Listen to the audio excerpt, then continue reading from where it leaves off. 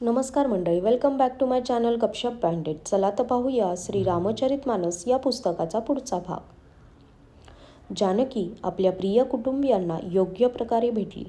जानकीला तपस्विनीच्या वेशात पाहून सर्वजण शोकाकुल झाले. राजा जनक श्रीरामांचे गुरु वशिष्ठ यांची आज्ञा घेऊन आपल्या निवासात गेले. त्यांनी सीतेला पाहिले. जनकांनी आपल्या पवित्र प्रेमाची आणि प्राणांची पाहुणी झालेल्या जानकीला हृदयाशी कवटाळले. त्यांच्या मनात प्रेमाचा सागर उसळत होता. राजांचे मन हे जणू प्रयाग होते आणि त्यांनी प्रेमसागरात आदिशक्ती सीतेचा अलौकिक प्रेमरूपी अक्षयवट पल्लवित होताना पाहिला. त्या सीतेच्या प्रेमरूपी वटवृक्षावर श्रीरामांचे प्रेमरूप बालक शोभून दिसत होते. प्रलय सागरात वटपत्रावर बालभगवान शोभावेत असे. जनकांचे ज्ञानरूपी चिरंजीव मार्कंडेय मुनी व्याकुळ होऊन बुडता बुडता जणू श्रीरामरूपी बालकाचा आधार मिळाल्याने वाचले. वस्तुतः ज्ञानांचे शिरोमणी विदेह राजाची बुद्धी मोहात पडली नव्हती. श्री सीतारामांच्या प्रेमाचा हा महिमा होता. त्यामुळे त्यांच्यासारख्या ज्ञानांचे ज्ञानसुद्धा विरून गेले. मातापिताच्या प्रेमामुळे सीता व्याकुळ झाली. ती स्वतःला सावरू शकली नाही. परंतु धैर्यवती पृथ्वीची कन्या सीता हिने वेळ व धर्म यांचा विचार करून धैर्य धारण केले. सीतेला तपस्विनीच्या वेशात पाहून जनकांना फार प्रेम व समाधान वाटले. ते म्हणाले, मुनी, तू दोन्ही कुळांना पवित्र केलेस. तुझ्या निर्मळ कीर्तीने संपूर्ण जग उजळले आहे, असेच सर्वजण म्हणत आहेत. तुझी कीर्तिरूपी नदी गंगेलाही जिंकून एका नव्हे तर कोट्यवधी ब्रह्मांडामधून वाहत चालली आहे.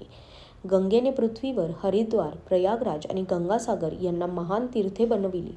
परंतु तुझ्या या कीर्ती नदीने अनेक संत समाजरूपी तीर्थस्थाने निर्माण केली.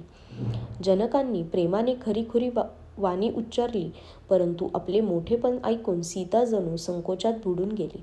मातापित्यांनी तिला उराशी धरले आणि हितकारक उपदेश व आशीर्वाद दिले. सीता काही बोलू शकली नाही, परंतु मनात संकोच वाटत होता की रात्री सासूंची सेवा सोडून येथे राहणे योग्य नाही. राणी सुनयना हिने सीतेची रोख पाहून राजा जनकांना सांगितले. तेव्हा दोघेजण आपल्या मनात सीतेच्या शील व स्वभावाची प्रशंसा करू लागले. राजा राणीने वारंवार तिला भेटून व हृदयाशी धरून सन्मानाने तिला निरोप दिला.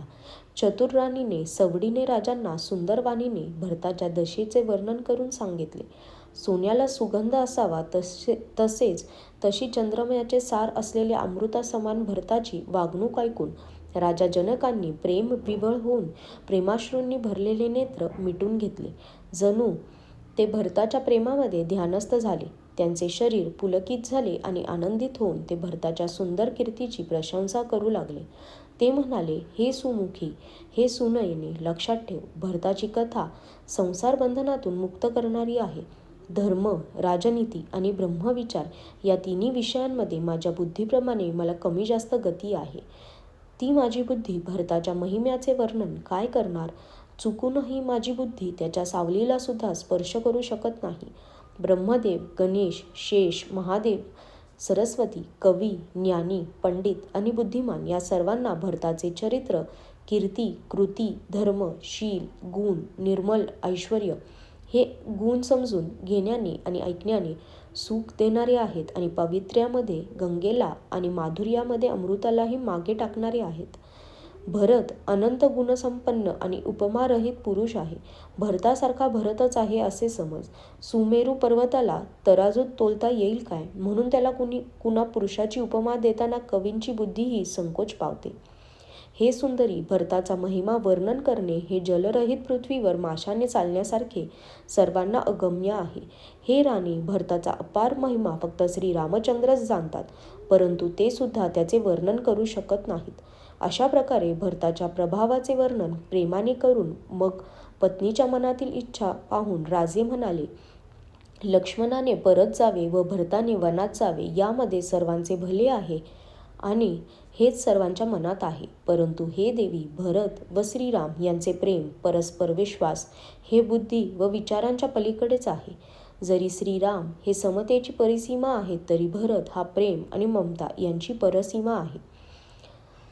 श्रीरामांविषयी एक अनन्य प्रेम सोडल्यास भरताने सर्व परमार्थ, स्वार्थ आणि सुख यांच्याकडे स्वप्नातही चुकून पाहिलेही नाही.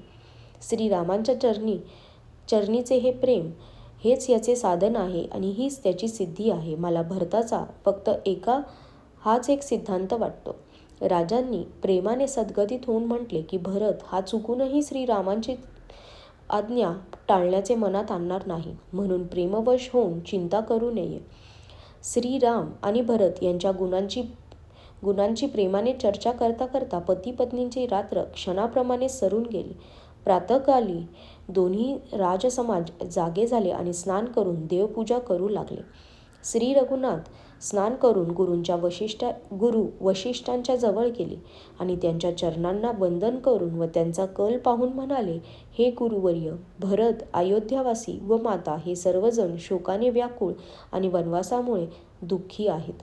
मिथिलापती राजा जनक हे सुद्धा आपल्या परिवारासह बरेच दिवस कष्ट सहन करीत आहेत. म्हणून हे नाथ, योग्य असेल त्याप्रमाणे करा. तुमच्या हाती सर्वांचे हित आहे. असे म्हणून श्रीराम अत्यंत संकोचले. त्यांचे शील व स्वभाव पाहून मुनी वशिष्ठ प्रेम व आनंदाने पुलकित झाले. ते म्हणाले, हे रामा, तुमच्या विना घरदार इत्यादी सर्व सुखे दोन्हीकडच्या समाजाला नरकासारखी आहेत. हे रामा, तुमच्या प्राणांचेही प्राण, आत्म्याचेही आत्मा आणि सुखाचे सुख आहात. हे प्रभो, तुम्हाला सोडून ज्यांना घर आवडते त्यांना विधाता प्रतिकूल असतो. आजच्यासाठी धन्यवाद.